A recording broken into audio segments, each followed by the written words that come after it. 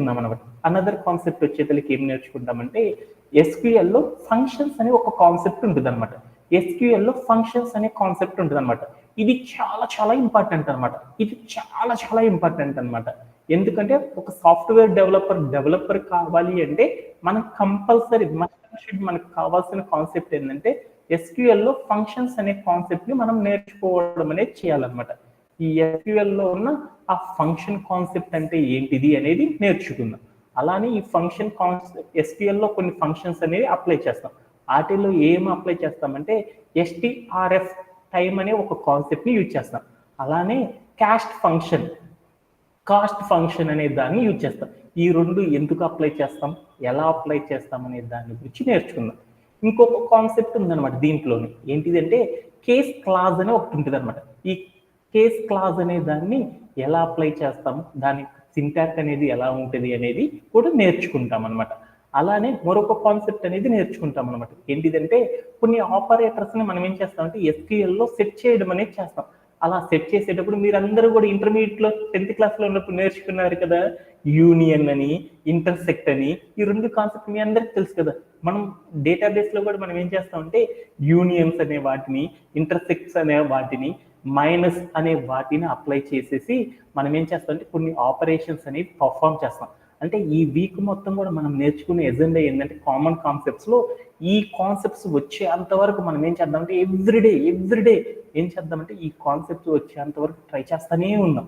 ఇవి ఎవరికైతే బాగా వస్తాయో ఆ వచ్చిన వాళ్ళ తర్వాత నుండి ఏం చేద్దామంటే మనం మోడలింగ్ అనే మరొక కాన్సెప్ట్ ఉంటుంది అనమాట ఈ SQL. ఆ కాన్సెప్ట్ అనేది స్టార్ట్ చేద్దాం. ఓకేనా? ఆ తర్వాత ఇంకా 2-3 సెషన్లు కనుక చెప్పానంటే ఆల్మోస్ట్ ఆల్ ఈ డేటాబేస్ అనేది కంప్లీట్ అయిపోతుంది. అంటే టుడే మన యొక్క సెషన్ ఎజెండా మనం తెలుసుకున్నాం కాబట్టి ఇది నేర్చుకునే ముందర దీంట్లో ఎక్స్ప్రెషన్స్ అనే కండిషన్ నేర్చుకునే ముందర మనం ఏం చేద్దామంటే లాస్ట్ వీక్ ఒక కాన్సెప్ట్ అనేది మనం చెప్పుకోవడం మిస్ అయ్యామన్నమాట. ఆ ఒక్క కాన్సెప్ట్ ఏం చేద్దామంటే ఫినిష్ చేసేసేసి మనం ఈ రోజు మన యొక్క సెషన్ ఎజెండాలో ఉన్న ఫస్ట్ కాన్సెప్ట్ గురించి నేర్చుకుందాం. హార్డ్లీ ఒక 20 to 30 minutes ఎక్స్ట్రా టైం తీసుకుంటాను. ఓకేనా? దాంతో మనం ఏం చేద్దామంటే ఒక కాన్సెప్ట్ అనేది ఫినిష్ చేసేద్దాం. ఓకేనా? Thank you very much.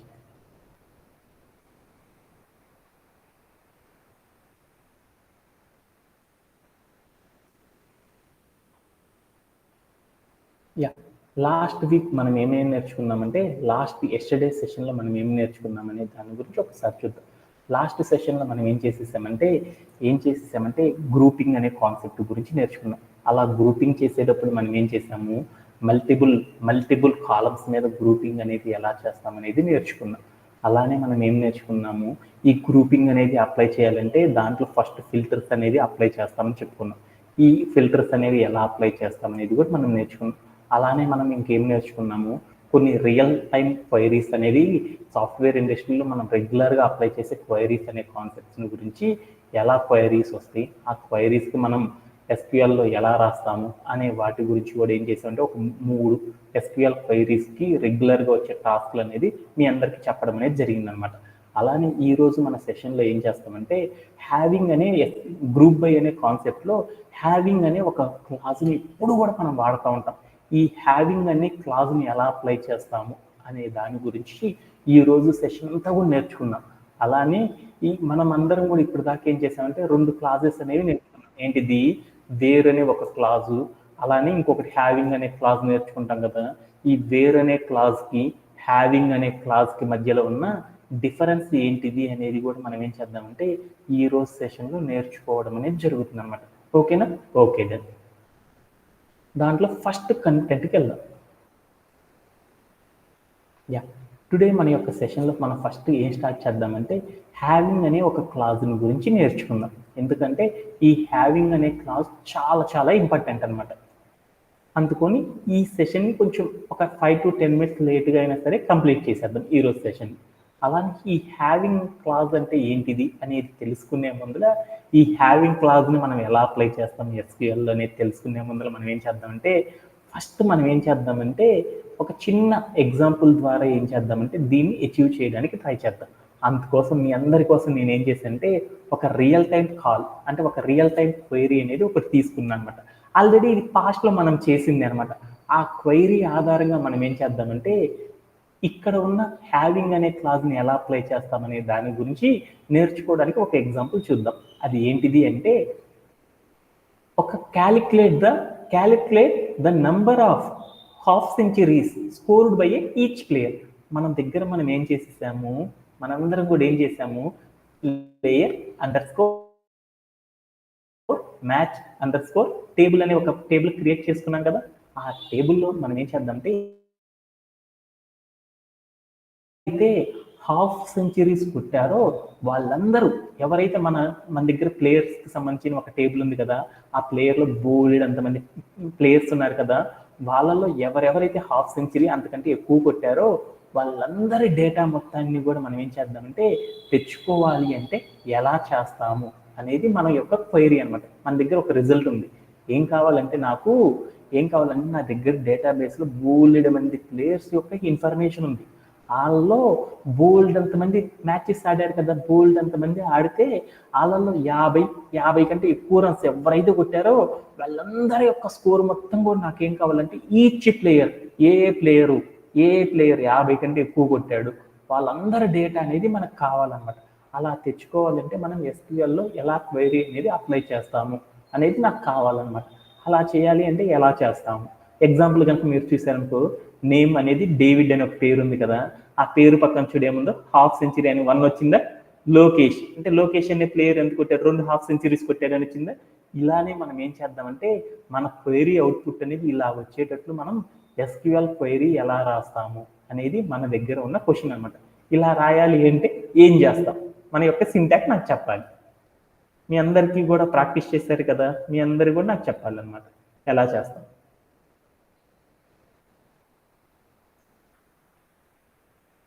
ఎలా చేస్తాం మీరందరూ కూడా నాకు చెప్పాలి.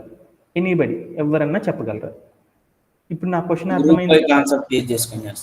గ్రూప్ బై కాన్సెప్ట్ అనేది అప్లై చేస్తాం. Okay done. సతీష్, నాకు సింటాక్స్ అనేది చెప్తావా ఒకసారి? ఫస్ట్ మనం ఏం చేస్తున్నాము, మన దగ్గర player under score match under score details ఉందా, ఈ టేబుల్లో నుండి మనం ఏం చేస్తున్నాము, మన కండిషన్ ఏంది, 50 అంతకంటే ఎక్కువ రన్స్ కొట్టిన వాళ్ళ యొక్క డేటా మొత్తం కూడా సెలెక్ట్ చేసుకొని తెచ్చుకోవాలి, రిట్రైవ్ చేసుకోవాలి. అలా తెచ్చుకోవాలంటే మనం ఏం చేస్తాము, ఈ టేబుల్లో ఎవరెవరైతే కొట్టారో వాళ్ళందరినీ సెలెక్ట్ చేసుకోవాలి. అందుకని సెలెక్ట్ పెట్టాను. తర్వాత ప్లేయర్ మ్యాచ్ సెలెక్ట్ అని పెట్టాను. తర్వాత ఏం రాయాలో నాకు తెలియదు, ఎక్కడి నుండి సెలెక్ట్ చేసుకోవాలో నాకు తెలుసు అనమాట. ఎక్కడి నుండి రమ్మని చెప్పేసేసి ఎక్కడి నుండి సెలెక్ట్ చేసుకుందాం, ఈ టేబుల్ నుండి తెచ్చుకుంటాం కాబట్టి player under score match under score details అనే ఒక టేబుల్ గురించి తెచ్చుకుంటున్నాను. ఇంతవరకు మీ అందరికీ డౌట్ లేదు కదా. అంటే నా క్వైరీకి ఆన్సర్ ఏ డేటాబేస్ నుంచి తెచ్చుకోవాలంటే player under score match under score details అనే దాని నుండి తెచ్చుకోవాలి. ఏం తెచ్చుకోవాలి, సెలెక్ట్ చేసుకొని మనకు కావాల్సిన దాన్ని తెచ్చుకోవాలని చెప్పాను. ఇక్కడ దాకా ఎవరికి డౌట్ లేదు. Okay done. తర్వాత క్వశ్చన్లోకి వెళ్దాం. క్వశ్చన్లోకి వెళ్ళేటప్పుడు ఎప్పుడైనా సరే SQL క్వైరీ రాసేటప్పుడు మనం 3 కండిషన్స్ అప్లై చేసుకోవాలన్నమాట. ఏంటిది అంటే, ఫస్ట్ ఒక క్వైరీని అప్లై చేసుకోవాలి. ఇచ్చిన రిజల్ట్లో ఇచ్చిన యూజ్ కేసులో మనకి ఏదైనా సరే ఫలాంది కావాలి, ఫలాని వాల్యూ తెచ్చుకో, ఫలాంది నాకు మాత్రమే కావాలని ఏదైనా ఒక కండిషన్ అనేది మీ అందరికీ అర్థమైందా? నాకు ఫలానా పేరుతో ఉన్న అబ్బాయి స్కోరు కావాలి, ఫలాని డీటెయిల్స్ నాకు కావాలి అని క్వశ్చన్లో ఏమన్నా మెసేజ్ అనేది లేదు సార్. ఇక్కడ ఈచ్ ప్లేయర్ ఏం చెప్పారంటే 50 అంతకంటే ఎక్కువ రన్స్ కొట్టిన వల్ల డేటా కావాలి అని చెప్పారు. అంటే 50 అనేది కనపడుతుంది కదా, అంటే అప్పుడు మనం ఏం చేయాలి అంటే ఒక కండిషన్ అనేది ఉందన్నమాట దీంట్లో.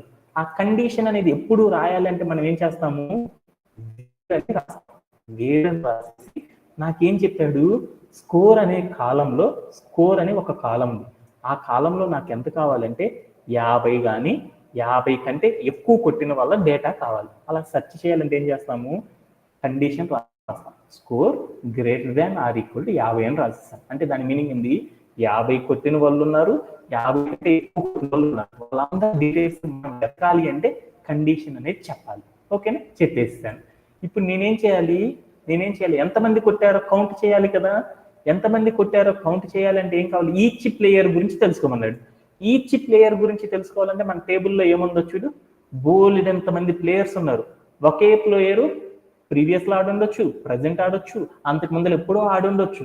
అందుకని ఒకే నేమ్తో బోల్డ్ అంతమంది ఉన్నారు కాబట్టి ఈచ్ ప్లేయర్ ఎన్నెన్ని హాఫ్ సెంచరీలు కొట్టాడో తెలుసుకోవాలనుకుంటున్నాను కాబట్టి అందుకని అందరూ చాలా నేములతో డూప్లికేట్ నేములు కూడా ఉన్నాయి కాబట్టి ఒకే నేముతో ఉన్న పర్సన్ యొక్క డీటెయిల్స్ కిందకి మార్చాలి అంటే మనం ఏం చేస్తామంటే ఒకే నేమ్ ఉన్న వాళ్ళందరినీ కూడా గ్రూపింగ్ అనేది చేయాలి. అందుకోసం ఏం చేస్తాము, గ్రూప్ బై అనే ఒక కాన్సెప్ట్ వాడేసి దాని కింద ఏం చేశానంటే నేమ్ అని పెట్టాను. నేమ్ అంటే దాని మీనింగ్ ఏంది, మన దగ్గర ఉన్న టేబుల్లో ఇండివిజువల్గా బోల్డ్ అంతమంది ఉండొచ్చు, ఒకే పర్సన్ బోల్డ్ అని మ్యాచెస్ ఉండొచ్చు.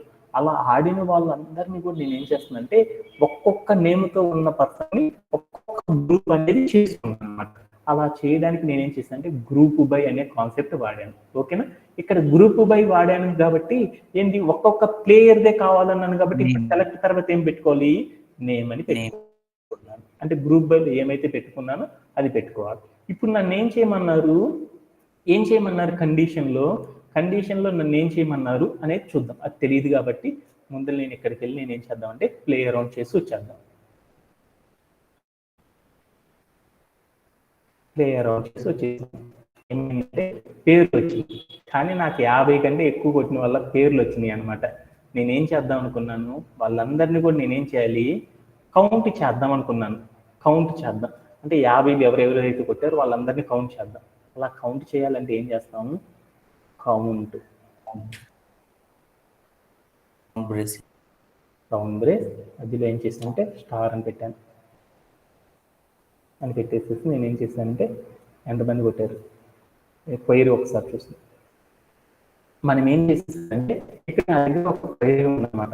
ఏమని ఉంది అంటే calculate the number of half centuries scored by each player. ఒక్కొక్క ప్లేయర్ ఎవరైతే ఉన్నారో వాళ్ళలో ఏ ప్లేయర్ అయితే 50 కంటే ఎక్కువ కొట్టారో వాళ్ళందరి యొక్క డీటెయిల్స్ అనేవి నాకు కావాలి అన్న. అలా 50 కంటే ఎక్కువ కొట్టిన వాళ్ళందరి డీటెయిల్స్ అన్నీ కూడా నాకు కావాలనుకున్నాం. అలా కావాలి అంటే మనం ఎలా తెచ్చుకుంటాం అనేది చూద్దాం. ఓకేనా, ఓకేనా. అంటే 50 కంటే ఎక్కువ కొట్టిన వాళ్ళందరి డీటెయిల్స్ కావాలి. అందుకోసం ఏం చేశానంటే యాజ్ అని చేసేసి నేనేం చేశానంటే హాఫ్ సెంచరీస్ అని కొట్టాను. Half _ centuries. ఎందుకు అలా చేసేసానంటే ఎవరెవరైతే 50 కంటే ఎక్కువ కొట్టారో వాళ్ళందరి యొక్క డీటెయిల్స్ తీసుకున్నాను. అప్పుడు నాకేమొచ్చింది, డేవిడ్ అనేవాడు ఒక 50 కొట్టాడు, లోకేష్ అనేవాడు ఎన్ని కొట్టాడు, 2 50 కొట్టాడు. అలానే రామ్ అనేవాడు ఎన్ని కొట్టాడు, 3 50 కొట్టాడు. శ్యామ్ అనేవాడు ఎన్ని కొట్టాడు, ఒక హాఫ్ సెంచరీ కొట్టాడు. అలానే స్టార్క్ అనేవాడు ఎన్ని కొట్టాడు, ఒక హాఫ్ సెంచరీ కొట్టాడు. అలానే విరాజ్ అనేవాడు ఎన్ని కొట్టాడు, ఒక హాఫ్ సెంచరీ కొట్టాడు. ఇలా మనం ఏం చేసామంటే మన డేటాబేస్లో ఎవరైతే ఉన్నారో వాళ్ళల్లో కనీసం 50 అంతకంటే ఎక్కువ రన్స్ వాళ్ళు కొట్టిన వాళ్ళ డేటా తెచ్చుకోవాలంటే మనం SQLలో ఎలా క్వైరీ రాసామంటే ఇలా రాసాం కదా. మీ అందరికీ తెలుసు కదా ఇలా రాయడంలో. ఎవరికైనా సరే డౌట్ ఉందా, ఎనీబడీ? అందరికీ అర్థమైనది? ఓకే, ఇది మన యొక్క క్వైరీ అవుట్పుట్ అనమాట. ఓకేనా, డన్. అలానే ఇప్పుడు మనం ఏం చేద్దామంటే నేనేం చేద్దామంటే ఇంకొక ఎగ్జాంపుల్ తీసుకున్నాను. ఓకే, మీరందరూ కూడా ఏం చేశారు ఇప్పుడు దాకా మీరు డేటాబేస్లో ఎవరైతే 50 కంటే ఎక్కువ రన్స్ కొట్టారో వాళ్ళందరి యొక్క డేటా మీరు తెచ్చుకున్నారు. నాకు అలా కాకుండా ఒక కండిషన్ చెప్పుకున్నాను. ఏంటి, ఒక హాఫ్ సెంచరీ కంటే ఎక్కువ కొట్టిన వాళ్ళు ఎవరైతే ఉన్నారో వాళ్ళ డేటా తీసుకురమ్మన్నాను. అప్పుడు మీరు తీసుకురాగలరా? ఇప్పుడు దాకా మనం ఏం చేసాము, మన దగ్గర ఒక డేటాబేస్ ఉంది. ఆ డేటాబేస్లో బోల్డ్ ఎంతమంది ప్లేయర్స్ ఉన్నారు, వాళ్ళల్లో 50 రన్స్ అంతకంటే ఎవరైతే ఎక్కువ కొట్టారో వాళ్ళందరి డేటా తీసుకురమ్మన్నారు. అలా తీసుకురావాలంటే నువ్వేం చేసావంటే SQLలోకి వెళ్ళేసి ఫస్ట్ ఫిల్టర్ అనేది అప్లై చేసావు, దాని తర్వాత గ్రూప్ బై అనే కాన్సెప్ట్ అప్లై చేసావు. ఆ వచ్చిన గ్రూప్ మీద నువ్వు ఏం చేసావంటే అగ్రిగేషన్ అనేది అప్లై చేసావు. అలా అప్లై చేయడం ద్వారా నీకు ఏమైందంటే నీకు కావాల్సిన డేటా అనేది వచ్చేసేసింది. ఓకేనా, ఓకేనా.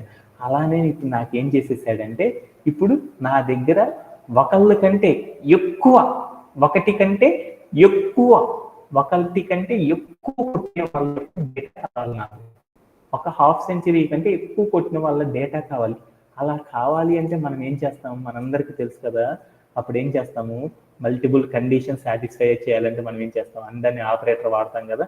వాడేసి మనం ఏం చేస్తాము, ఇక్కడ హాఫ్ సెంచరీ అనే కాలం ఉంది కదా, హాఫ్ సెంచరీ ఆ మొత్తాన్ని కాపీ చేసుకొని ఇక్కడ పేస్ట్ చేసుకున్నాను. తర్వాత నేను ఏం చేశాను అంటే గ్రేటర్ దాన్ 1 అని పెట్టాను. అంటే ఇప్పుడు పెట్టేసి నేను ఏం చేశాను అంటే ప్లే అరౌండ్ చేసి చూశాను. అరే నాకు ఏమొచ్చిందంటే ఒక ఎర్రర్ అనేది వచ్చింది.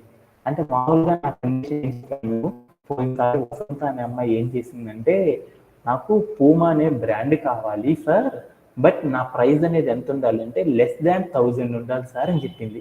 అప్పుడు నేనేం చేశాను, బ్రాండ్ ఈక్వల్ టు పూమా అని పెట్టి అందని పెట్టి price equal to less than 1000 అని పెట్టాను. అప్పుడు ఏమొచ్చిందంటే పైన చెప్పిన కండిషన్ సాటిస్ఫై అయింది, కింద చెప్పిన కండిషన్ కూడా సాటిస్ఫై అయింది. ఇప్పుడు నాకేం చెప్పారంటే క్వైరీలో నాకేం కావాలనుకున్నానంటే స్కోర్ 50 కంటే ఎక్కువ కొట్టిన వాళ్ళు కావాలి, అలానే నాకేం కావాలి హాఫ్ సెంచరీ కంటే 1 కంటే హాఫ్ సెంచరీ ఎక్కువ కొట్టిన వాళ్ళు కావాలి. అలా కావాలంటే నేనేం చేశాను, హాఫ్ సెంచరీ అనేది ఒక కాలం నేము, దాని తర్వాత నేనేం చేశానంటే ఒక ఆపరేటర్ పెట్టి వాల్యూ ఇచ్చేసాను. అలానే పైన కూడా ఏం చేశానంటే అలానే 2 కండిషన్స్ అనేవి తీసుకున్నాను. 2 కండిషన్లో నేనేం చేశానంటే అండ్ అనే ఆపరేటర్ పెట్టేసి ప్లే అరౌండ్ చేసి చూస్తే నాకు ఏమొచ్చిందంటే ఒక సింటాక్ ఎర్రర్ అనేది వచ్చింది. ఎందుకు ఈ ఎర్రర్ అనేది వచ్చింది, ఎందుకు ఇలా చేశాము అనే దాని గురించి డీటెయిల్డ్గా అనేది అర్థం చేసుకున్నాం.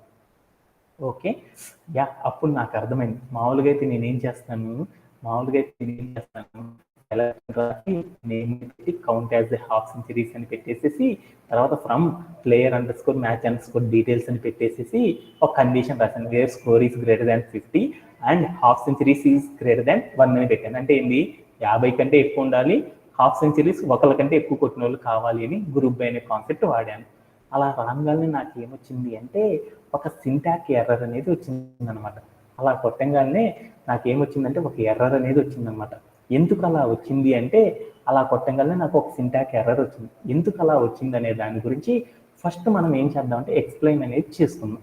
ఎందుకు అలా చేసేసామంటే ఫస్ట్ నేనేం చేశాను, వేరే ఒక కండిషన్ పెట్టాను. ఏం పెట్టాను, స్కోర్ ఈస్ గ్రేటర్ దాన్ 50 అని పెట్టాను. అంటే ఏమైందంటే మన దగ్గర ఇనిషియల్గా ఒక టేబుల్ ఉంది కదా, ఆ టేబుల్లో ఏమైందంటే బోల్డ్ అంతమంది క్యాండిడేట్స్ ఉన్నారు కదా, బోల్డ్ అంతమంది ప్లేయర్స్ ఉన్నారు కదా, ఆ ప్లేయర్స్లో స్కోర్ ఈస్ గ్రేటర్ దాన్ 50 అని పెట్టాను. అంటే 50 కంటే ఎవరైతే ఎక్కువ కొట్టారో వాళ్ళందరి యొక్క ఇన్ఫర్మేషన్ కావాలి అని చెప్పాను. అప్పుడు ఏమైంది, మన దగ్గర ఉన్న మెయిన్ టేబుల్లో నుండి నేను ఏ కండిషన్ అయితే చెప్పానో ఆ కండిషన్ని సాటిస్ఫై చేసిన వాల్యూస్ రోస్ ఏవైతే ఉన్నాయో అవన్నీ కూడా ఏమైనాయి అంటే ఫిల్టర్ అయిపోయి మరొక టేబుల్ అనేది క్రియేట్ అయిపోయింది. ఓకేనా. ఆ తర్వాత ఏం చేస్తామంటే మళ్ళీ నేను ఇంకో కండిషన్ చెప్పాను అనమాట. ఫస్ట్ మనం ఏం చేస్తామని చెప్తాము, ఫిల్టర్ అనేది అప్లై చేసిన తర్వాత అప్పుడు గ్రూప్ బై అనే కాన్సెప్ట్ అప్లై చేస్తాం. ఆ తర్వాత మనం ఏం చేస్తాం, అగ్రిగేషన్ అనేది అప్లై చేస్తాం. తర్వాత వాల్యూస్ అనేవి తెచ్చుకుంటాం, రిజల్ట్ అనేది. అంతే కదా.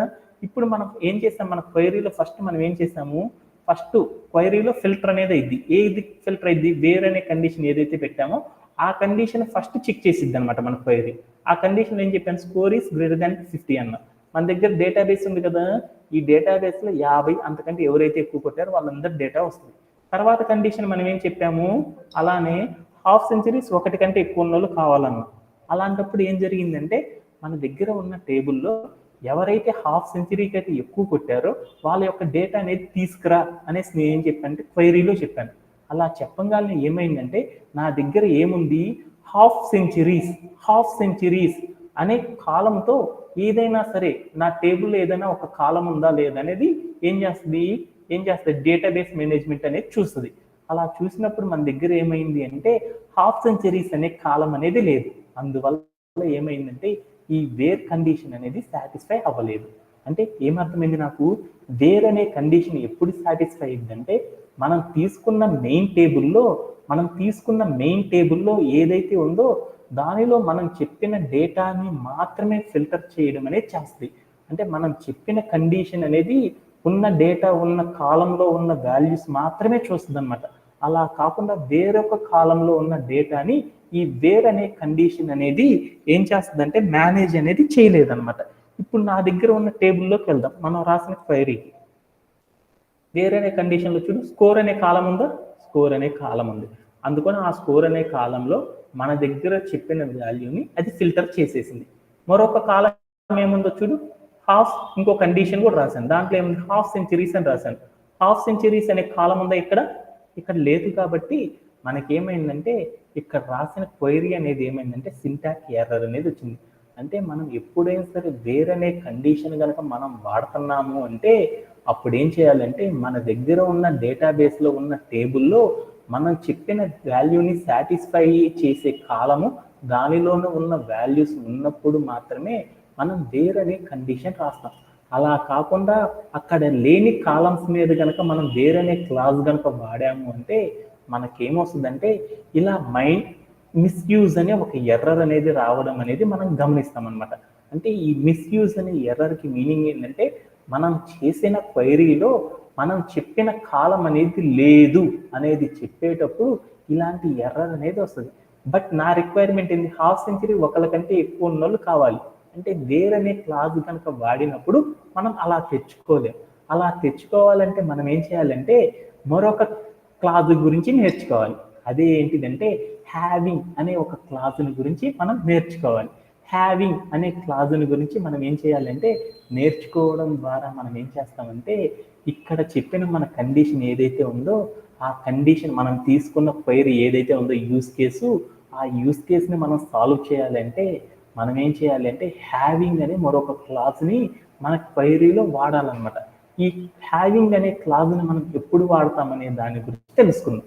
హ్యావింగ్ అనే క్లాస్ ఎప్పుడు కూడా మనం ఏం చేస్తామంటే ఫస్ట్ మనం ఏదైనా ఒక క్వైరీ ఫిల్టర్ చేస్తాము. ఆ ఫిల్టర్ చేసిన దాని మీద గ్రూప్ బై అనేది అప్లై చేస్తాం. ఆ గ్రూప్ బై మీద మనం ఏం చేస్తామంటే గ్రూప్ బై అనే కాన్సెప్ట్ మీద ఏం చేస్తామంటే అగ్రిగేషన్ అనేది అప్లై చేస్తాం. ఆ అగ్రిగేషన్ చేసిన తరువాత మనం ఏం చేస్తామంటే ఒక రిజల్ట్ అనేది తెచ్చుకుంటాం. అంతేనా? బేసికల్గా మనం ఎప్పుడు ఏం చేస్తాము, ఒక టేబుల్ నుండి కొన్ని వాల్యూస్ మనం చెప్పిన కండిషన్ సాటిస్ఫై చేసే వాల్యూస్ని ఫిల్టర్ చేసుకుంటాం. ఆ ఫిల్టర్ చేసుకున్న టేబుల్లో నుండి ఒకే నేమ్తో ఉన్న డేటా మొత్తాన్ని కూడా గ్రూప్స్గా చేసుకుంటాం. ఆ గ్రూప్ మీద మనం ఏం చేస్తామంటే అగ్రిగేషన్ అనేది పర్ఫామ్ చేస్తాం. అప్పుడు మనకి ఏమొస్తుందంటే ఒక రిజల్ట్ అనేది వస్తుంది అనమాట, ఇండివిజువల్ రిజల్ట్స్. ఆ రిజల్ట్స్ అన్నిటిని కూడా మనం ఏం చేస్తామంటే ఒక చోట చేర్చుకుంటాం అనమాట, కంబైన్ చేస్తాం. ఇదే కదా చేసేది. ఎప్పుడైతే మనం గ్రూప్ బై అగ్రిగేషన్ అనేది చేసిన తర్వాత ఒక రిజల్ట్ వస్తుందో ఆ రిజల్ట్ నుండి అగైన్ ఫిల్టరేషన్ అనేది మనం చేయాలి అనుకున్నప్పుడు అలాంటప్పుడు మనం ఏం చేస్తామంటే ఈ హ్యావింగ్ అనే ఒక క్లాజ్ని యూజ్ చేయడం అనేది జరుగుతుంది అనమాట. హ్యావింగ్ అనే క్లాజ్ని ఎప్పుడు యూజ్ చేస్తామంటే అగ్రిగేషను అండ్ గ్రూప్ బై అనే కాన్సెప్ట్ కంప్లీట్ అయిపోయిన తర్వాత ఒక ఎస్క్యూఎల్ క్వైరీలో మనం ఏం చేస్తామంటే ఈ హ్యావింగ్ అనే ఒక క్లాజ్ని మనం యూజ్ చేయడం అనేది జరుగుతుంది అనమాట. హ్యావింగ్ అనే క్లాజ్ని ఎప్పుడు యూజ్ చేస్తామంటే మనము అగ్రిగేషను అండ్ గ్రూప్ బై అనే కాన్సెప్ట్ని కంప్లీట్ అయిపోయిన తర్వాత ఒక క్వైరీలో అప్పుడు మనం ఏం చేస్తామంటే ఈ హ్యావింగ్ అనే క్లాజ్ని యూజ్ చేయడం అనేది జరుగుతుంది అనమాట. ఓకేనా? అంతవరకు గుర్తుపెట్టుకుంటే చాలు. ఇప్పుడు దాకా ఏం చెప్పాను, ఏం జరిగింది అనేది మొత్తాన్ని కూడా మనం ఏం చేద్దామంటే ఒక్కసారి తెలుసుకొని ఆ తర్వాత మనం ఏం చేద్దామంటే ఫర్దర్ ద సెషన్స్లోకి వెళ్దాం. టుడే మన యొక్క సెషన్లో మనం ఏం చేసామంటే హ్యావింగ్ అనే ఒక ఎస్క్యూఎల్ క్లాజ్ని గురించి నేర్చుకోవడం అనేది ట్రై చేస్తున్నాం. దేనిలో? గ్రూప్ బై అనే కాన్సెప్ట్లో. అంటే ఎప్పుడైనా సరే మనం ఏం చేసేసామంటే ఈ హ్యావింగ్ అనేది చేయాలంటే నాకు దగ్గర ఒక క్వైరీ ఉంది అని చెప్పుకున్నాను అనమాట. ఏమైనా ఉంది అంటే ఒక క్వైరీ, మన దగ్గర ఒక డేటాబేస్ అనేది ఉంది. ఆ డేటాబేస్లో హాఫ్ సెంచరీ అంటే 50 రన్స్ కంటే ఎక్కువ కొట్టిన వాళ్ళ ప్లేయర్స్ యొక్క డీటెయిల్స్ తెలుసుకోవాలనుకున్నాం. అలా తెలుసుకోవాలంటే మనం ఏం చేసామంటే సెలెక్ట్ నేమ్ అని పెట్టేసి కౌంట్ అని పెట్టేసి ఒక క్లాజ్ వాడేసేసి దానికి ఏం చేసామంటే ఒక టెంపరీ నేమ్ పెట్టుకున్నాం అనమాట. యాజ్ అనే కమాండ్ వాడేసేసి క్లాజ్ వాడేసి హాఫ్ సెంచరీ అని పెట్టుకున్నాం అనమాట. తర్వాత ఏం చేసాము ఫ్రమ్ ప్లేయర్ _match_ డీటెయిల్స్ అనే ఒక టేబుల్ రాసేసేసి ఆ తర్వాత ఏం చేసామంటే వేర్ అనే ఒక క్లాజ్ వాడాను. Where score is greater than 50 అని రాసేసి గ్రూప్ బై అని పెట్టేసి నేమ్ అని ఇచ్చాను. అంటే దాని మీనింగ్ ఏంటంటే ఒకే నేమ్తో మన దగ్గర ఉన్న టేబుల్లో ఒకే నేమ్తో 50 అంతకంటే ఎక్కువ రన్స్ కొట్టిన వాళ్ళ యొక్క డీటెయిల్స్ అనేది కౌంట్ చేసుకురా అనేసి మనం ఏం చేసామంటే ఎస్క్యూఎల్లో క్వైరీ చెప్పాను. 50 కంటే ఎక్కువ ఎవరెవరైతే కొట్టారో వాళ్ళందరి డీటెయిల్స్ వచ్చేసినాయి. బట్ నా క్వైరీ ఏంటి అంటే 50లో చాలా మంది కొట్టారు కదా, ఒక 50 కంటే ఎక్కువ కొట్టిన వాళ్ళ యొక్క డేటా తీసుకురమ్మను. అలా తీసుకురావాలి అన్నప్పుడు నేను వేరనే ఒక క్లాజ్ని కనుక మళ్ళీ అప్లై చేశాను అనుకో, అప్పుడు ఏమైంది అంటే నాకు ఆ వాల్యూస్ అన్ని కూడా రాకుండా ఒక ఎర్రర్ రావడం అనేది గమనించాను. ఎందుకు అలా వచ్చిందంటే వేరనే కండిషన్ మనం ఎప్పుడు వాడతామంటే మనం ఏదైనా మనం చేసేటప్పుడు మనం చెప్పిన కాలం ఏ కాలం అయితే తీసుకుంటున్నామో కండిషన్లో ఆ కాలం గనక మన మెయిన్ టేబుల్లో గనక ఉన్నప్పుడు మాత్రమే మనం ఏం చేస్తామంటే వేరనే క్లాస్ వాడతాం. అలా కాకుండా మనం తీసుకునే కాలంలో గనక వేరొక కండిషన్ మనం తీసుకున్న కండిషన్లో మనం టేబుల్లో ఉన్న కాలం లేనప్పుడు మనం ఏం చేస్తామంటే వేరనే క్లాస్ అనేది అప్లై చేయడం. అలా అప్లై చేయలేకపోవడం వల్ల మనకి ఏమైందంటే మనకి ఒక ఎర్రర్ అనేది వచ్చిందనమాట. అందుకోనే మనం ఏం చేస్తామంటే ఎప్పుడైనా సరే ఒక వాల్యూని డేటాబేస్ నుండి ఫిల్టర్ చేసినాక మెయిన్ కాలం నుండి తర్వాత గ్రూప్ బై అనేది అప్లై చేస్తాం. ఆ గ్రూప్ బై అప్లై చేసిన తర్వాత మనం ఏం చేస్తాం, అగ్రిగేషన్ అప్లై చేస్తాం. ఈ అగ్రిగేషన్ అప్లై చేయడం ద్వారా ఇండివిజువల్ రిజల్ట్స్ వస్తాయి. ఆ రిజల్ట్స్ మొత్తాన్ని కూడా మనం ఏం చేస్తామంటే ఒక టేబుల్లో మనం చూపిస్తాం. ఆ టేబుల్ మీద మనం ఏం చేస్తామంటే హ్యావింగ్ అనే క్లాజ్ని ఎప్పుడు కూడా అప్లై చేస్తాం. అంటే దాని మీనింగ్ ఏంటంటే హ్యావింగ్ అనే క్లాజ్ని మనం ఎప్పుడే ఏం చేస్తామంటే ఒక గ్రూప్ బై అనే కాన్సెప్ట్ వాడిన తర్వాత ఒక రిజల్ట్ వస్తుంది కదా, ఆ రిజల్ట్స్ మీద మనం ఏం చేస్తామంటే హ్యావింగ్ అనే క్లాజ్ని వాడతాం. ఇంకా ఈజీగా చెప్పుకోవాలంటే మీ అందరికి ఎలా అర్థమైంది అంటే ఎప్పుడైనా సరే గ్రూప్ బై అనేది పర్ఫామ్ చేయక ముందుల వేరే క్లాజ్ వాడతాం. గ్రూప్ బై అనేది పర్ఫామ్ చేసిన తర్వాత మనం ఏం చేస్తామంటే ఈ హ్యావింగ్ అనే క్లాజ్ని యూజ్ చేస్తాం అనమాట. అంతవరకు గుర్తుపెట్టుకుంటే చాలు అనమాట. ఓకేనా? ఓకే. ఇంకా ఈజీగా చెప్పాలి అంటే మీ అందరికీ అర్థం కావడం కోసం ఏం చేశానంటే ఒక ఫిల్టర్ చేసి పెట్టాను. ఇక్కడ కనుక మీరు చూసారనుకో, ఒక స్క్రీన్ కనుక చూసారనుకో, దాంట్లో ఫస్ట్ మీకు ఏం కనబడుతుందంటే ఒక టేబుల్ అనేది కనపడింది. ఆ టేబుల్లో బోల్డ్ అంతమంది డీటెయిల్స్, బోల్డ్ అంతమంది రంతో సంబంధించిన టేబుల్ ఉంది.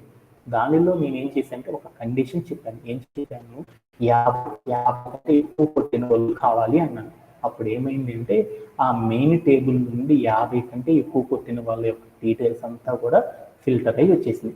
ఆ తర్వాత నేను ఏం చేశానంటే మన దగ్గర ఉన్న టేబుల్లో ఎవరైతే ఒకే నేమ్తో ఉన్న వాళ్ళు ఉన్నారో ఆ నేమ్తో ఉన్న వాళ్ళ యొక్క డేటాస్ అన్ని కూడా సపరేట్ చెయ్యి అని చెప్పాను అనమాట. వెంటనే ఏమైందంటే మనం గ్రూప్ బై అనే కాన్సెప్ట్ని యూజ్ చేసి మనం ఏం చేసామంటే ఒకే నేమ్తో ఉన్న వాళ్ళ యొక్క డీటెయిల్స్ మొత్తాన్ని కూడా ఒక్కొక్క గ్రూప్లా మార్చుకోవడం అనేది జరిగింది థర్డ్ బ్యాచ్లో. తర్వాత ఫోర్త్ ఇమేజ్లో ఏం జరిగిందంటే ఇలా ఎప్పుడైతే ఒక్కొక్క గ్రూప్ ఉందో ఆ గ్రూప్ మీద నేను ఏం చేశానంటే అగ్రిగేషన్స్ అనేవి పర్ఫామ్ చేశాను. అలా పర్ఫామ్ చేయడం ద్వారా ఏమైందంటే ఎవరైతే హాఫ్ సెంచరీ కంటే ఎక్కువ కొట్టారో వాళ్ళందరూ కూడా ఏమైందంటే ఈచ్ నేమ్తో ఉన్న పర్సన్ యొక్క డీటెయిల్స్ అన్ని కూడా అగ్రిగేషన్ అప్లై చేయడం ద్వారా ఇండివిజువల్గా రావడం అనేది జరిగింది. ఆ తర్వాత నేనేం చేశానంటే ఆ వాల్యూస్ మొత్తాన్ని కూడా ఏం చేశానంటే ఒక రిజల్ట్ అనే టేబుల్లో షో చేయడం అనేది జరిగింది. అలా చేయడం ద్వారా ఏమైందంటే డేవిడ్ అనేవాడు 1, రామ్ అనేవాడు 3 అండ్ లోకేష్ అనేవాడు 2 అనే హాఫ్ సెంచరీస్ కొట్టాడని నాకు అర్థమైపోయింది. ఇప్పుడు నేనేం చేశానంటే ఎప్పుడైతే ఒక రిజల్ట్ వచ్చిందో ఆ రిజల్ట్లో నా కండిషన్ ఏంది, హాఫ్ సెంచరీస్ అనేది ఒకటి కావాలనుకున్నాను. అప్పుడు నేను ఏం చేశానంటే హ్యావింగ్ అనే ఒక క్లాజ్ని వాడేసేసి నాకు కావాల్సిన డేటాని తెచ్చుకున్నాను. అంటే ఇప్పుడు నీకేం అర్థమైంది, బిఫోర్ గ్రూప్ పై ముందర ఏం చేస్తామంటే వేరనే క్లాజ్ వాడతాం. ఆఫ్టర్ గ్రూప్ పై తర్వాత మనం ఏం చేస్తామంటే హ్యావింగ్ అనే క్లాజ్ని యూజ్ చేస్తాము అని మీ అందరికీ అర్థమైందా? అంతవరకు గుర్తుపెట్టుకుంటే చాలా అన్నమాట. ఓకేనా? ఓకే. ఇప్పుడు మనం చెప్పిన క్వైరీకి ఆన్సర్ అనేది ఒకసారి ట్రై చేద్దాం. ఏం చేశానంటే ఈ కండిషన్ అనేది కాలం లేదు కాబట్టి నేను ఏం చేశానంటే ఈ కండిషన్ మొత్తాన్ని తీసివేయడం అనేది జరిగిపోయింది. ఇప్పుడు నేనేం చేశానంటే ప్లే అరౌండ్ చేసి చూశాను. అప్పుడు ఏమైందంటే నా దగ్గర ఉన్న టేబుల్లో ఎవరైతే నాకు 50 రన్స్ ఎందుకంటే ఎక్కువ కొట్టారో వాళ్ళందరి డీటెయిల్స్ మొత్తం కూడా రావడం గమనించాను. ఇప్పుడు నేనేం చేశానంటే ఇక్కడికి వెళ్ళి నా దగ్గర హాఫ్ సెంచరీ కంటే ఎక్కువ కొట్టిన వాళ్ళు కావాలి అనుకున్నాను. అప్పుడు నేనేం చేశానంటే హ్యావింగ్ అనే ఒక ఎస్క్యూఎల్ క్లాజ్ని యూజ్ చేసేసి దాంట్లో నేనేం చేశాను హాఫ్ సెంచరీస్ అన్నాను కదా, హాఫ్ సెంచరీస్ అని రాసేసి గ్రేటర్ దాన్ 1 అని పెట్టాను. ఈ టేబుల్ ఒక టేబుల్ మనకి ఆ టేబుల్ మీద నేనేం చేశానంటే హ్యావింగ్ అనే ఒక క్లాజ్ని అప్లై చేసి ఫిల్టర్ అనేది చేశాను. అప్పుడు ప్లే అరౌండ్ చేసి చూశాను. అప్పుడు నాకేమొచ్చిందంటే ఒక రిజల్ట్ అనేది వచ్చింది. ఏమని వచ్చింది, లోకేష్ అనే ఒక 2 హాఫ్ సెంచరీస్ కొట్టాడు, రామ్ అనేవాడు 3 హాఫ్ సెంచరీస్ కొట్టాడు అనేసి ఇలా నాకేమైందంటే ఈ హ్యావింగ్ అనే క్లాజ్ని అప్లై చేయడం ద్వారా నాకంతా కూడా ఏమొచ్చిందంటే రిజల్ట్ రావడం అనేది గమనించాను. ఓకేనా? ఓకే. ఇప్పుడు చేసిన క్వైరీకి మొత్తానికి కూడా ఏం చేద్దామంటే డీటెయిల్డ్ ఎక్స్ప్లెనేషన్ అనేది అర్థం చేసుకుందాం. ఇప్పుడు ఏం చేసేసానంటే నేను నా దగ్గర ఒక మెయిన్ టేబుల్ ఉంది. ఆ మెయిన్ టేబుల్ నేను ఏం చేశానంటే ఒక కండిషన్ చెప్పాను. ఏం చెప్పానంటే స్కోర్ అనేది గ్రేటర్ దాన్ 50 ఎవరైతే ఉంటారో వాళ్ళ డీటెయిల్స్ అన్ని కూడా ఫిల్టర్ చేసుకుని తీసుకురా అని చెప్పాను. అలా చెప్పినప్పుడు ఏమైందంటే నా దగ్గర ఉన్న మెయిన్ టేబుల్లో 50 రన్స్ కంటే ఎక్కువ కొట్టారో వాళ్ళందరి డీటెయిల్స్ మొత్తం కూడా మనం ఫిల్టర్ చేసుకొని వచ్చేసాం. ఆ తర్వాత నేనేం చేశానంటే ఈచ్ నేమ్తో అంటే బోల్డ్ అంతమంది ప్లేయర్స్ ఉన్నారు కదా మన దగ్గర ఉన్న టేబుల్లో, ఒకే నేమ్తో బోల్డ్ సార్లు మ్యాచ్లు ఆడిన వాళ్ళు అందరూ ఉన్నారు కదా, వాళ్ళలో నేను ఏం చేశాను ఈచ్ ఉన్న పర్సన్స్ డీటెయిల్స్ మొత్తాన్ని కూడా ఏం చేయమనంటే ఒక గ్రూప్గా చెయ్యి అని చెప్పాను అనమాట. అప్పుడు ఏమైందంటే లోకేష్ అనే పేరుతో ఎన్ని రోస్ అయితే ఉన్నాయో ఆ రోస్ అన్ని కూడా సపరేట్ అయిపోయి అవన్నీ కూడా ఏమైందంటే ఒకే గ్రూపుగా ఫామ్ చేయడం అనేది మనం చేసేసాం. అలా డేవిడ్ అనేవాడు ఎన్ని మ్యాచెస్ అయితే ఆడాడో, ఎన్ని రోస్ అయితే ఉన్నాయి మన టేబుల్లో, ఆ టేబుల్లో ఉన్న రోస్ అన్ని కూడా ఏమైనాయి అంటే సెలెక్ట్ అయ్యి అవన్నీ కూడా గ్రూప్గా రావడం అనేది గమనించాం అనమాట. ఎలా అంటే రైట్ సైడ్ పిక్ లో చూసినట్టు. ఆఫ్టర్ దట్ మనం ఏం చేస్తామంటే మన దగ్గర బుక్స్ మీద నేను ఏం చేశానంటే అగ్రిగేషన్ అనేది అప్లై చేశాను. ఏం చేశాను, స్కోర్ 50 కంటే ఎక్కువ ఉన్న వాళ్ళు ఏం కావాలో చెప్పాను అనమాట. ఇక్కడ లోకేష్ అనే కాలం మీద కౌంట్ అనే అగ్రిగేషన్ అప్లై చేసినప్పుడు ఏమైంది, వీడు 2 సార్లు 50 కంటే ఎక్కువ కొట్టాడు అందుకొని లోకేష్ హాఫ్ సెంచరీస్ 2 అని వచ్చేసింది. అలానే నెక్స్ట్ పర్సన్ డేవిడ్ అనేవాడు ఒకటే వచ్చాడు కదా అందుకొని 1. విరాజ్ అనేవాడు కూడా ఎన్ని కొట్టాడు హాఫ్ సెంచరీస్, ఒకసారి కొట్టాడు కాబట్టి 1 అని వచ్చేసింది. అప్పుడు ఏమైంది, మన దగ్గర ఉన్న గ్రూప్స్ మీద నేనేం చేశానంటే అగ్రిగేషన్ అనేది అప్లై చేయడం ద్వారా నాకేమైందంటే ఈచ్ గ్రూప్ నుండి కూడా ఏమైందంటే ఇండివిజువల్గా డీటెయిల్స్ గమనించాను. ఈ ఇండివిజువల్గా వచ్చిన వాటన్నిటిని కూడా నేనేం చేసేసానంటే ఒక గ్రూప్గా రాసేసాను అనమాట. అలా గ్రూప్గా ఎలా రాసేసంటే రైట్ సైడ్ చూసిన పిక్లో చూసినట్టు నేను రిజల్ట్ అనే టేబుల్లో ఇవ్వడం అనేది జరిగింది. ఆ తర్వాత నేనేం చేశానంటే ఈ రౌండ్ గ్రూప్గా రిజల్ట్ వచ్చిన గ్రూప్ మీద నేనేం చేశానంటే ఒక హ్యావింగ్ అనే క్లాజ్ వాడాను. ఏమని చెప్పాను, హాఫ్ సెంచరీస్ 1 కంటే ఎక్కువ ఉన్న వాళ్ళని ఫిల్టర్ చేయని చెప్పాను. అప్పుడు నాకేమైందంటే నా దగ్గర ఉన్న రిజల్ట్లో ఏమైందంటే 1 కంటే ఎక్కువ ఎవరైతే కొట్టారో వాళ్ళందరి డేటా మొత్తం కూడా ఫిల్టర్ అయిపోయి మరొక టేబుల్ అనేది రావడం గమనించాను. ఇలాంటప్పుడు నేనేం చేశానంటే హ్యావింగ్ అనే క్లాజ్ని ఎక్కడ వాడతామంటే మన దగ్గర ఒక రిజల్ట్ అనేది వచ్చిందే ఆ రిజల్ట్ అనే టేబుల్ మీద మనం ఏం చేస్తామంటే ఈ హ్యావింగ్ అనే క్లాజ్ని అప్లై చేస్తాము అని గుర్తుపెట్టుకుంటే సరిపోయింది అనమాట. ఓకేనా? ఓకే. ఎవరికన్నా సరే డౌట్ ఉందా? Anybody have? ఇంకా డీటెయిల్గా మనం ఏం చేస్తామంటే ఫస్ట్ మన దగ్గర ఉన్న ఇనిషియల్ టేబుల్ నుండి వేరే క్లాజ్ని అప్లై చేస్తాం. అలా అప్లై చేసిన తర్వాత మన కండిషన్ సాటిస్ఫై చేసిన వాల్యూస్ అన్నీ వస్తాయి. ఆ వచ్చిన వాటిలో ఈచ్ నేమ్తో ఉన్న ప్లేయర్స్ ఎవరైతే ఉన్నారో ఆ ప్లేయర్స్కి సంబంధించిన రోస్ అన్ని సెలెక్ట్ చేసేసుకొని ఒక గ్రూప్గా ఫామ్ చేస్తాము. అలానే ఆ గ్రూప్ మీద మనం ఏం చేస్తామంటే అగ్రిగేషన్స్ అనేది అప్లై చేసేసి ఇండివిజువల్ వాల్యూస్ అనేది వాల్యూస్ అన్నిటిని కూడా ఏం చేస్తామంటే కంబైన్ చేసేసి ఒక రిజల్ట్ అనే టేబుల్ని ప్రిపేర్ చేస్తాం. ఆ రిజల్ట్ అనే టేబుల్ మీద అగైన్ మనం ఏం చేస్తామంటే హ్యావింగ్ అనే కండిషన్ అప్లై చేసేసి మనకు కావాల్సిన డేటాని మనం ఏం చేస్తామంటే తెచ్చుకోవడం అనేది జరిగింది అనమాట. హ్యావింగ్ అనేది ఎప్పుడు అప్లై చేస్తామంటే మీ అందరికీ ఏమర్థమైందంటే అగ్రిగేషన్ గ్రూపింగ్ అనేది అయిపోయిన తర్వాత హ్యావింగ్ అనేది అప్లై చేస్తాము అని గుర్తుపెట్టుకుంటే సరిపోతుంది అనమాట. ఓకేనా? ఇప్పుడు దాకా చెప్పిన కాన్సెప్ట్ లో ఎవరికైనా సార్ డౌట్స్ ఉన్నాయా? Anybody have? No sir. Okay, thank you. ఇప్పుడు దాకా చెప్పిందంతా కూడా కొంచెం కన్ఫ్యూజన్ ఉంటుంది కాబట్టి మరొక యూజ్ కేస్ మనం ఏం చేద్దామంటే ఈ హ్యావింగ్ అనే క్లాజ్ గురించి మనం మరొకసారి డీటెయిల్గా తెలుసుకోవడానికి ట్రై చేద్దాం. అందుకోసం నేను ఏం చేశానంటే మరొక యూజ్ కేస్ అనేది తీసుకున్నాను అనమాట. అది ఏంటిది అంటే ఇక్కడ కనుక మీరు చూసారనుకో, calculate the average score and total score of each player for all matches played from 2010 till 2014 అని ఇచ్చాడు. అంటే కింద క్వశ్చన్ ఏందో నాకు తర్వాత చూద్దాం. అంటే ఇప్పుడు నాకు ఏం చెప్పాడు, ఒకటి క్యాలిక్యులేట్ చేసుకురమ్మన్నాడు అనమాట. ఏం చేయమన్నాడు, ఒక డేటాబేస్ నుండి తీసుకురమ్మన్నాడు, రిట్రీవ్ చేసేసి. ఏం తీసుకురమ్మన్నాడు, ఎవరైతే ఈచ్ ప్లేయర్ అన్నమాట, ఏ ప్లేయర్ అయితే average score and total score, అంటే మన దగ్గర ఒక players player under score match under score details అని ఒక టేబుల్ ఉంది కదా, ఆ టేబుల్లో బోలెడంత మంది ప్లేయర్స్ ఉన్నారు. ఆ ప్లేయర్స్లో 2010 నుండి 2014 వరకు వాళ్ళు ఆడిన మ్యాచెస్ అన్నిటి యొక్క డీటెయిల్స్ తీసుకురమ్మన్నాడు. కానీ అలా తెచ్చేటప్పుడు ఏం చేయమన్నాడంటే ఈచ్ ప్లేయర్, ఏ ప్లేయరు టోటల్గా ఎన్ని రన్స్ కొట్టాడు, యావరేజ్గా ఒక్కొక్క మ్యాచ్లో ఎన్ని రన్స్ కొట్టాడు అనే డీటెయిల్స్ మొత్తాన్ని కూడా తీసుకురావడానికి ఒక ఎక్సెల్ క్వెరీ క్రియేట్ చేయమన్నాడు. ఓకేనా? అలా క్రియేట్ చేసిన తర్వాత ఏం చేయమన్నాడు అంటే retrieve the player whose average score is less than 75. అంటే మనం అలా రిట్రీవ్ చేసేటప్పుడు అలా ప్రిపేర్ చేసినాక ఆ క్వైరీలో మనం ఏం చేయాలంటే ఒక సపరేట్ కండిషన్ చెప్పాడు. ఏం చెప్పాడు? ఎవరి యొక్క యావరేజ్ స్కోర్ అయితే 75 కంటే తక్కువ ఉంటుందో వాళ్ళ యొక్క డీటెయిల్స్ మొత్తాన్ని కూడా ఏం చేయమన్నాడంటే ఒక అసెండింగ్ ఆర్డర్లో ఉండేటట్లు సెట్ చేయండి అని చెప్పాడు. ఇది మన దగ్గర ఉన్న యూజ్ కేస్ అన్నమాట. ఈ యూజ్ కేస్ అనేది మీ అందరికీ అర్థమైంది కదా. ఏం చెప్పాడు? 2010 నుండి 2014 వరకు ఆడిన ప్లేయర్స్ లో ఈచ్ నేమ్ తో ఉన్న ప్లేయర్ యొక్క యావరేజ్ స్కోరు అలానే టోటల్ స్కోర్ మొత్తం కూడా తెలుసుకోమన్నాడు. అలానే ఇంకోటి ఏం చేయమన్నాడంటే ఎవరి యొక్క యావరేజ్ స్కోర్ అయితే 75 కంటే తక్కువగా ఉంటుందో వాళ్ళ యొక్క డీటెయిల్స్ మొత్తాన్ని కూడా ఏం చేయమన్నాడంటే ఒక అసెండింగ్ ఆర్డర్ లో ఉండేటట్లు సెట్ చేయమన్నాడు.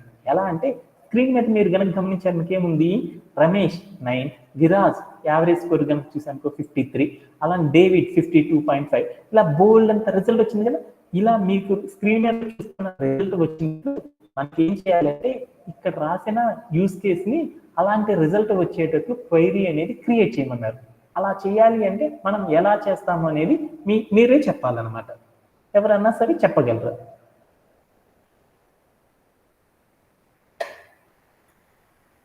సతీష్ చెప్పగలవా?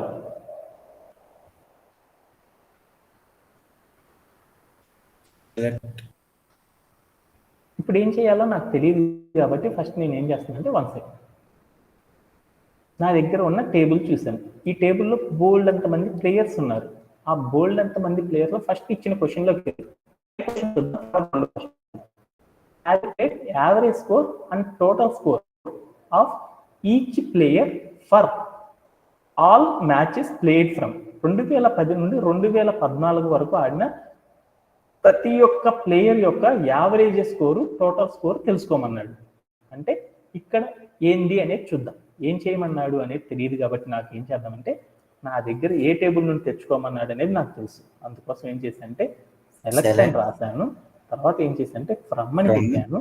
తర్వాత ఏం చేశానంటే ఏ టేబుల్ నుండి తెచ్చుకోవాలో ఆ table under score match match under score details అనే ఆలం రాశాను. ఇక్కడ దాకా నాకు అంతా అర్థమైంది. ఓకే, నెక్స్ట్ మళ్ళీ ఒక్కసారి క్వశ్చన్లోకి వెళ్ళాను.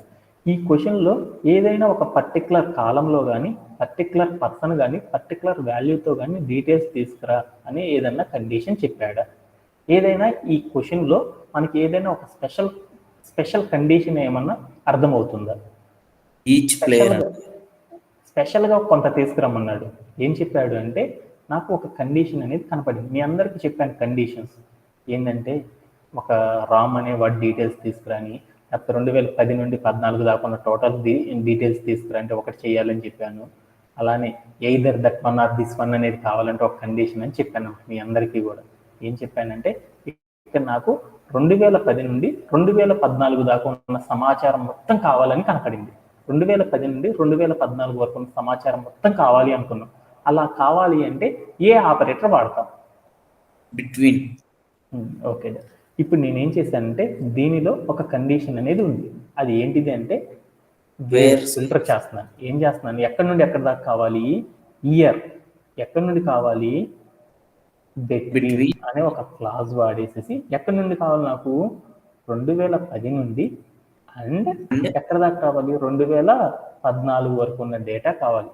అలా కావాలి అంటే మనకి ఏం చేస్తామంటే బిట్వీన్ అనే ఆపరేటర్ని యూజ్ చేసేసి కండిషన్ రాయడం మీ అందరికీ తెలుసు కదా, ఎవరికి డౌట్ లేదు కదా?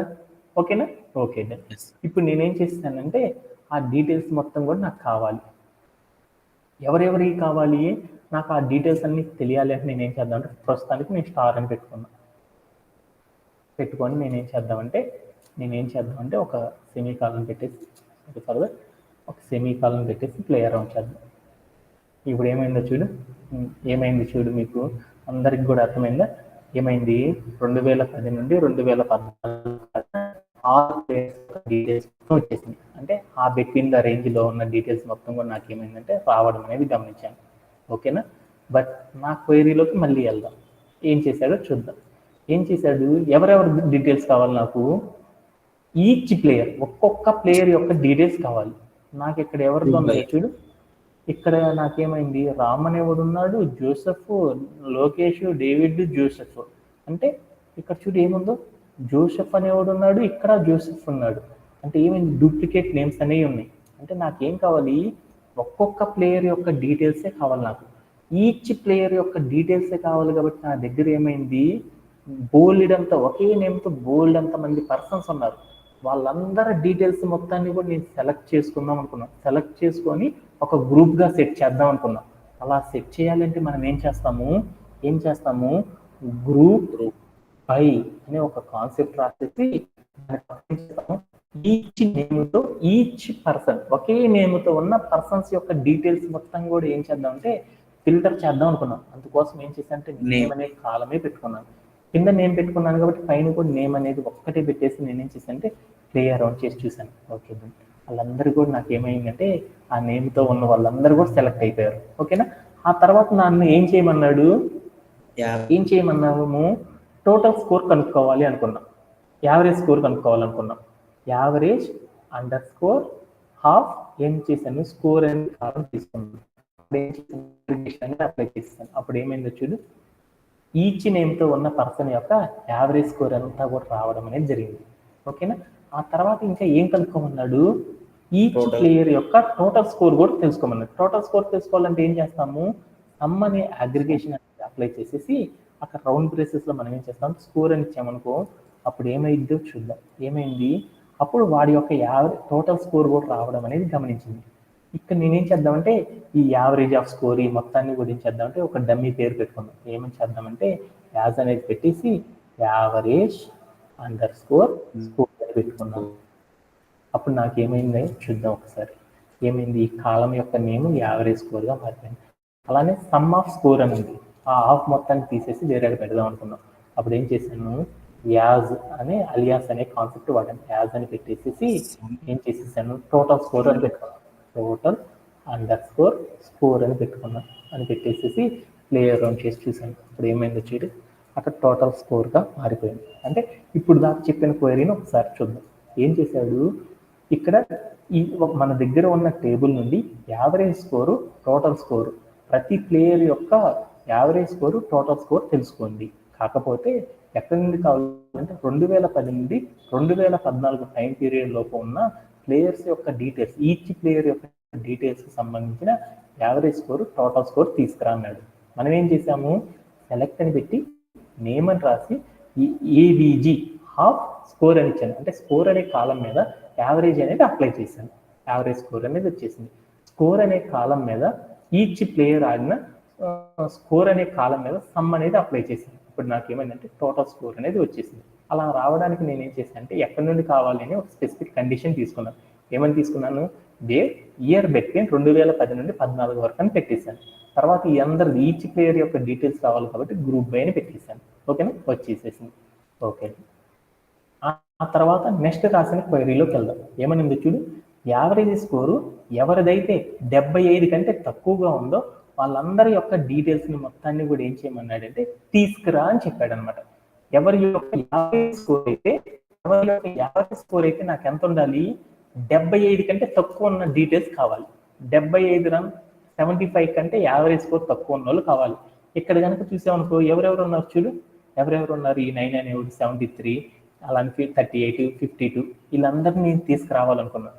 అలా తీసుకురావాలంటే మనం ఏం చేస్తాము, ఆల్రెడీ యావరేజ్ స్కోర్ అనే ఒక టేబుల్ ఉందో లేదో చూసుకున్నాను. ఇక్కడ యావరేజ్ స్కోరు ఎవరిదైతే 75 కంటే తక్కువ ఉందో వాళ్ళందరూ తీసుకురమ్మన్నాడు. ఇక్కడ యావరేజ్ స్కోర్ అనే కాలం ఉందా, లేదు. అలా లేదు కాబట్టి మనం ఏం చేద్దామంటే ఇప్పుడు మనం ఇక్కడికి వెళ్ళి ఏం చేద్దామంటే వేరొక క్లాస్ వాడదాం. ఏం చేద్దామంటే హ్యావింగ్ అని పెట్టేసి తర్వాత ఏం చేస్తుందంటే యావరేజ్ స్కోర్ గురించి కదా వాడు చెప్పింది. యావరేజ్ స్కోర్ అనే ఒక నేమ్తో ఏదైతే ఉందో కాలము, ఆ కాలం కండిషన్ తీసేసుకొని ఇక్కడ పెట్టుకొనేసి నేనేం చేశానంటే లెస్ దాన్ అనే సింబల్ పెట్టాలి కాబట్టి ఇక్కడ 75 అని పెట్టాను. పెట్టేసి ప్లే అరౌండ్ చేసి చూశాను. అప్పుడు ఏమైందో చూడు, మన దగ్గర వచ్చిన రిజల్ట్ అవుట్పుట్లో ఏదైతే ఉందో వాళ్ళందరి డీటెయిల్స్ ఏమైందంటే 75 కంటే తక్కువ ఉన్న డీటెయిల్స్ బట్ ఇవన్నీ కూడా ఎలా ఉన్నాయో చూడు, ప్రాపర్ ఆర్డర్లో ఉన్నాయా, ఇర్రెగ్యులర్గా ఉన్నాయి. మనకి ఏ ఆర్డర్లో రావాలి, అవన్నీ కూడా అసెండింగ్ ఆర్డర్లో రావాలి, అంటే స్మాల్ టు బిగ్లోకి రావాలి. స్మాల్ టు బిగ్లోకి రావాలంటే ఇక్కడ ఉన్న కాలంలో ఉన్న డేటా మొత్తం కూడా స్మాల్ టు బిగ్లోకి రావాలంటే మనం ఏం చేస్తాము ఆర్డర్ బై అని పెట్టేసేసి అక్కడికి వెళ్ళి ఏం చేస్తామంటే యావరేజ్ స్కోర్ అని కాలం ఇచ్చేసి దాని పక్కన ఏం చేశానంటే ఏఎస్సి అని చెప్పేశాను. అంటే ఏమైంది అప్పుడు ఏమైంది, అక్కడ ఉన్న కాలంలో ఉన్న వాల్యూస్ మొత్తం కూడా నాకు ఏమైంది అంటే స్మాల్ టు బిగ్ అంటే ఇంక్రీజింగ్ ఆర్డర్లో రావడం అనేది గమనించాను అనమాట. ఇలా మనం ఏం చేస్తామంటే మన దగ్గర ఉన్న క్వైరీకి అవుట్పుట్ అనేది ఇలా రాయడానికి మనం ఏం చేస్తాం, మన దగ్గర ఉన్న అవుట్పుట్కి ఎస్క్యూఎల్లో క్వైరీ ఎలా రాస్తామంటే ఇలా రాయడం అనేది చేస్తాం అనమాట. ఇలా రాయడంలో ఎవరికైనా డౌట్ ఉందా ఎనీబడి? ఇప్పుడు రాసిన క్వైరీ మొత్తానికి మనం ఏం చేద్దాం అంటే ఒకసారి ఏమేమి చేశాను అనేది డీటెయిల్గా ఒకసారి ఎక్స్ప్లెయిన్ చేసుకుందాం. ఏం చేసేసానంటే నేను మన యొక్క క్వైరీ అనేది ఇలా రాశాను అనమాట. క్వైరీ నేనేం చేశానంటే ఈ క్వైరీ మొత్తాన్ని ఎలా రాసేసానంటే ఫస్ట్ మన దగ్గర ఉన్న టేబుల్లో నేనేం చేశానంటే మన దగ్గర ఉన్న టేబుల్లో ఎవరి యొక్క యావరేజ్ స్కోరు 2010 మన దగ్గర ఉన్న ఒక టేబుల్ ఉంది కదా, ఆ టేబుల్లో ఏమైంది అంటే బోల్డ్ ఎంతమంది ప్లేయర్స్ ఉన్నారు, బోల్డ్ అన్ని ఇయర్స్లో బోల్డ్ అన్ని మ్యాచెస్ ఆడారు. అలా ఆడిన వాళ్ళు నేనేం చేశానంటే 2010 నుండి 2014 వరకు ఆడిన వాళ్ళ యొక్క డీటెయిల్స్ని మాత్రమే నా దగ్గర ఏం కావాలంటే నా దగ్గర ఉన్న టేబుల్లోని ఫిల్టర్ చేసుకున్నాను. అందుకోసం నేను ఏం చేశానంటే ఇయర్ బిట్వీన్ 2010 అండ్ 2014 అన్నాను. ఓకేనా? అప్పుడు నాకేమైందంటే 2010 నుండి 2014 వరకు ఉన్న ప్లేయర్స్ డీటెయిల్స్ మాత్రమే నాకు వచ్చేసేసినాయి అనమాట. అలా వచ్చిన టేబుల్లో నాకు ఏమైంది అంటే ఒకే నేమ్తో బోల్డ్ అంతమంది ప్లేయర్స్ బోల్డ్ సార్లు ఆడిన వాళ్ళు కూడా ఉన్నారనమాట. అలా ఆడిన వాళ్ళందరినీ కూడా ఏం చేశానంటే ఒకే నేమ్తో ఉన్న పర్సన్స్ని అందరినీ సెలెక్ట్ చేసుకొని ఒక్కొక్క గ్రూప్గా సపరేట్ చేశాను. ఎలా అంటే నఫిల్ అనే పేరుతో ఒక రో నేమ్ ఉంటే నఫిల్ అనే పేరుతో ఒక్క టేబుల్ రాసేసాను. అలానే నవీన్ అనే పేరుతో ఇద్దరు ఉంటే ఆ నవీన్ అనే పేరుతో ఉన్న రోస్ని రెండింటిని సెలెక్ట్ చేసుకొని నవీన్ అనే నేమ్తో ఒక గ్రూప్ రాసేసాను. అలా నేనేం చేశానంటే ఎందుకంటే వాటిని ఎడిషన్స్ చేయడం అనేది ఈజీగా ఉంటుందని నేనేం చేశానంటే ఈచ్ నేమ్తో యునిక్ నేమ్తో ఉన్న పర్సన్స్ ఎవరైతే ఉన్నారో వాళ్ళకి సంబంధించిన డీటెయిల్స్ మొత్తాన్ని కూడా డిఫరెంట్ రోస్లో ఉన్నాయి కాబట్టి ఆ రోస్ అన్నిటిని సెలెక్ట్ చేసుకొని ఈచ్ నేమ్తో ఏం చేస్తానంటే ఒక్కొక్క గ్రూప్గా వాళ్ళ యొక్క డీటెయిల్స్ మొత్తాన్ని కూడా ఏం చేస్తున్నానంటే యాడ్ చేసుకోవడం అనేది చేసుకున్నాను. ఓకేనా? అందుకోసం ఏం చేశానంటే గ్రూప్ బై అనే కాన్సెప్ట్ పాటి నేమ్ అనేది ఇచ్చాను. ఆ తర్వాత ఏం చేశానంటే నేను ఈచ్ గ్రూప్ మీద నేను ఏం చేశానంటే అగ్రిగేషన్ అనేది పర్ఫామ్ చేశాను. ఏమి అగ్రిగేషన్ పర్ఫామ్ చేశానంటే యావరేజ్ అనే ఒక అగ్రిగేషన్ పర్ఫామ్ చేసి ఆ పర్సన్ యొక్క యావరేజ్ స్కోర్ తెలుసుకున్నాను. అలానే అదే గ్రూప్ మీద నేనేం చేశానంటే సమ్ అనే అగ్రిగేషన్ కూడా అప్లై చేసి వారి యొక్క టోటల్ స్కోర్ కూడా తెలుసుకున్నాను. అంటే అప్పుడు నాకేమైంది, ఈచ్ పర్సన్ యొక్క టోటల్ స్కోర్ వచ్చేసింది, ఈచ్ పర్సన్ యొక్క యావరేజ్ స్కోర్ కూడా వచ్చేసేసింది. ఇలా నేనేం చేశానంటే అలా ఈచ్ పర్సన్ యొక్క టోటల్ స్కోర్ యావరేజ్ స్కోర్ మొత్తాన్ని కూడా ఏం చేసుకున్నానంటే రాసుకోవడం అనేది నాకు వచ్చేసేసింది అనమాట. ఆ తర్వాత నేను ఏం చేశానంటే ఇండివిజువల్గా ఈచ్ నేమ్తో ఉన్న డీటెయిల్స్ మొత్తం కూడా ఇండివిజువల్గా ఉన్నాయి కదా, అటన్నిటిని కూడా నేనేం చేశానంటే కంబైన్ చేసేసి ఒక టేబుల్ అనేది క్రియేట్ చేశాను, ఒక రిజల్ట్. అప్పుడు నాకు రిజల్ట్ వచ్చేసింది. ఆ రిజల్ట్ని కనుక చూస్తే నాకు ఏమైందంటే 75 అంటే అందరి యొక్క యావరేజ్ స్కోర్ టోటల్ స్కోర్ వచ్చేసింది. బట్ నాకు ఇంకో క్వైరీలోని ఇంకోటి కూడా ఇచ్చాను అనమాట. ఏమని ఇచ్చాడంటే ఇంకో కండిషన్ కూడా ఏమి ఇచ్చాడంటే ఎవరి యొక్క యావరేజ్ స్కోర్ అయితే 75 కంటే తక్కువ ఉంటుందో వాళ్ళందరినీ కూడా నాకేం కావాలంటే వాళ్ళందరి డీటెయిల్స్ మొత్తం నాకు ఇవ్వని చెప్పాడు. అందుకోసం ఏం చేశానంటే ఆఫ్టర్ అగ్రిగేషన్ తర్వాత మనం చేస్తున్నాం కాబట్టి అప్పుడు ఏం చేశానంటే హ్యావింగ్ అని ఒక క్లాస్ వాడి దాంట్లో నేనేం చేశానంటే యావరేజ్ స్కోర్ అని పెట్టేసి లెస్ దాన్ 75 అని ఇచ్చాను. అలా పెట్టంగానే నాకు ఏమైంది అంటే నా దగ్గర ఉన్న టేబుల్లో ఎవరైతే 75 కంటే తక్కువ కొట్టారో వాళ్ళ యొక్క యావరేజ్ స్కోర్ 75 కంటే తక్కువ ఉందో వాళ్ళందరినీ కూడా ఏమైందంటే ఫిల్టర్ అయిపోయి నాకు రిజల్ట్ రావడం అనేది గమనించాను. ఆ అలా వచ్చిన రిజల్ట్ లో ఆర్డర్స్ అన్ని కూడా నాకు ఎలా ఉన్నాయి అంటే ఇంప్రాపర్ ఆర్డర్ లో ఏం చేశాను, ఆర్డర్ బై ఒక క్లాస్ వాడేసేసి నేను ఏం చేశాను అంటే యావరేజ్ స్కోర్ ఎసెండింగ్ అని పెట్టేశాను. అప్పుడు నాకు ఏమర్థమైందంటే నా దగ్గర ఉన్న యావరేజ్ స్కోర్ మొత్తం కూడా ఏమైందంటే ఎసెండింగ్ ఆర్డర్ లో రావడం అనేది గమనించేసాను అనమాట.